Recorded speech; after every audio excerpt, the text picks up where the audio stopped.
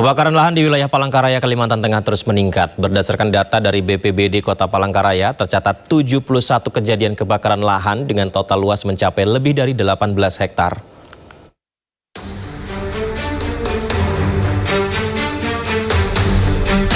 Musim kemarau disertai cuaca ekstrim menjadi salah satu pemicu terjadinya kebakaran hutan dan lahan gambut di wilayah Palangkaraya, Kalimantan Tengah.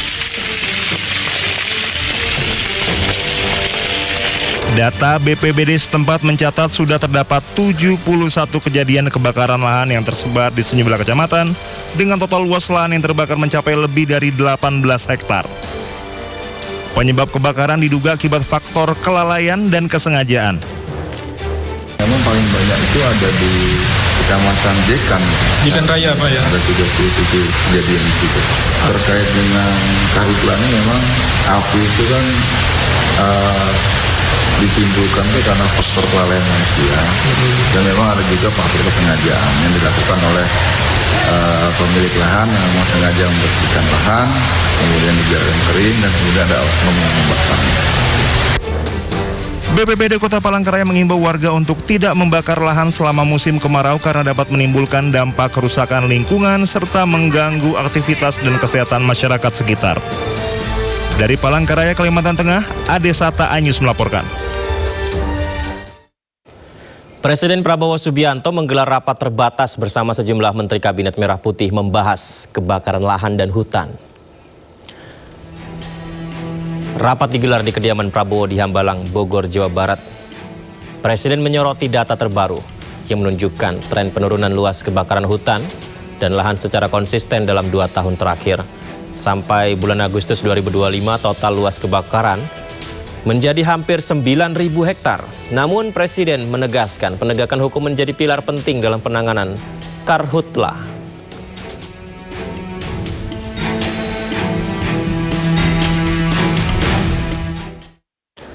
Pemerintah dan DPR RI bersama sejumlah asosiasi pengemudi logistik di Indonesia menyepakati komitmen penyelesaian Zero Over Dimension Overloading atau ODOL mulai 2027. Kesepakatan ini diambil dalam audiensi yang dihadiri sejumlah pimpinan DPR RI bersama pemerintah dan asosiasi pengemudi independen di Kompleks Parlemen Senayan, Jakarta. Sebagai langkah awal, DPR bersama pemerintah serta asosiasi pengemudi independen akan membentuk tim untuk merumuskan beberapa hal mengenai Zero Odol 2027 mendatang.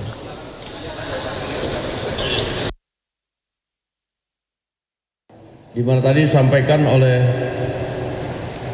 Menteri Sekretaris Negara bahwa Presiden itu memperhatikan dengan cermat mengenai masalah over dimensi dan overload, sehingga tadi menuju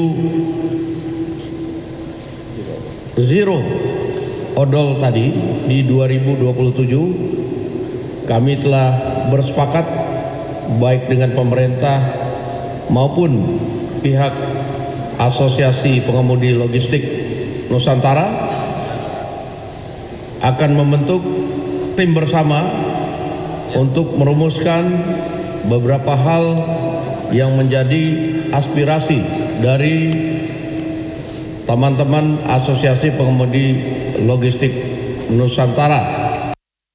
Pada intinya untuk pengemudi akan sepakat dan kita bersama-sama dengan pemerintah dan DPR akan mengawal menuju Zero 2027. Kita sudah sepakat Zero Odol di 2027 harus dijalankan dan ditegakkan di negeri kita ini.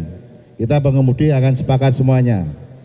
Jadi untuk teman-teman semuanya yang perlu kita sampaikan, kita terima kasih kepada pemerintah, kepada bapak-bapak semua yang tadi telah musyawarah bersama, telah rapat bersama, yang telah menjembatani kepada teman-teman pengemudi ini selaku pemutar roda ekonomi di negeri kita ini, telah sepakat bersama untuk menuju 2027 adalah melaksanakan Zero Odol. Sebagaimana yang tadi disampaikan oleh Bapak Sufidasko bahwa tadi kami juga mengucapkan terima kasih karena tadi kami berkumpul bersama DPR RI, pemerintah dan asosiasi pengemudi untuk berbicara dari hati ke hati. Kita menyepakati bahwa perlunya komitmen bersama untuk memperlakukan zero odol dan beberapa hal yang harus kami siapkan berkaitan dengan pemberlakuan zero odol akan segera kami laksanakan sebagaimana yang telah disepakati bersama pada rapat tadi. Saya rasa rapat pagi ini yang diinisiasi oleh DPR RI sangat baik, sehingga kedepannya kita memiliki agenda yang jelas untuk memenuhi zero odol ini. Sekali lagi saya mengucapkan terima kasih. Wassalamualaikum. Pemerintah Provinsi Jakarta akan merelokasi pedagang pasar hewan Barito Jakarta Selatan. Relokasi dilakukan karena Pemprov akan menggabungkan 3 taman, yakni Taman Langsat, Taman Barito, dan Taman Leuser. Sejumlah pedagang di Jalan Barito, Jakarta Selatan memilih bertahan jelang relokasi yang akan dilaksanakan. Alasannya mereka menyatakan belum ada surat resmi terkait regulasi itu. Selain pedagang burung, terdapat juga pedagang buah dan aneka macam ragam makanan yang masih menjajakan dagangannya. Mereka memilih untuk tidak mengosongkan kiosnya, pemirsa. Relokasi pedagang burung di Jalan Barito dilakukan lantaran adanya proyek penggabungan Taman Ayodhya, Taman Langsar, dan Taman Leuser. Taman tersebut membutuhkan area yang bersih dari aktivitas jual beli.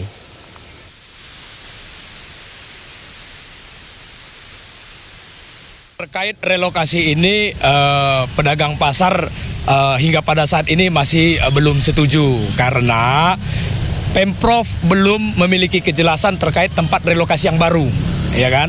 Apalagi ditambah hari ini Pemprov DKI melalui Kelurahan Keramat Pela dan Kecamatan Kebayoran Baru hari ini datang ke pedagang pasar Barito untuk memaksa meminta tanda tangan. Meminta tanda tangan para pedagang pasar dengan surat yang kosong.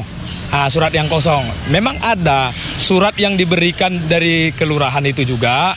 Itu bunyinya secara sukarela. Tidak ada dibunyikan di sini mengenai SK dari gubernur terkait pengosongan. Sehingga ini kita anggap yang dilakukan oleh Kelurahan Keramat Pela dan Kecamatan Kebayoran Baru itu adalah tindakan-tindakan diskriminatif dan ilegal. Begitu.